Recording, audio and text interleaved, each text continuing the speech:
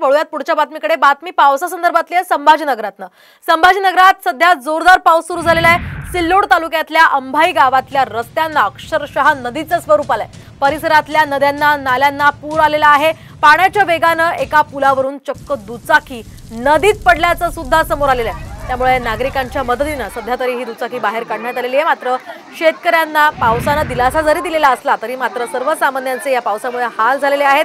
जनजीवन इथलं विस्कळीत झालेलं आहे। गेले कित्येक दिवसांपासून खरं तर संभाजीनगरात पाणी टंचाईची समस्या होती। आता मात्र ही समस्या मिटलेली आहे। मात्र मुसळधार पावसामुळे सध्या नदी नाल्यांना पूर आलेला आहे आणि या पुरामध्ये पुलावरून ही दुचाकी चक्क नदीत पडली होती। मात्र ही दुचाकी बाहेर काढताना मोठी कसरत या सगळ्या नागरिकांना करावी लागली आहे। मात्र अशा प्रकारे दुचाकी जरी पडली असली तरी सुद्धा या ठिकाणी भर पाण्यामध्ये ती काढण्याचे प्रयत्न करणं हे धोकादायकच आहे। त्यामुळे असे प्रकार करताना स्वतःची काळजी घेणं ही तितकंच महत्त्वाचं आहे।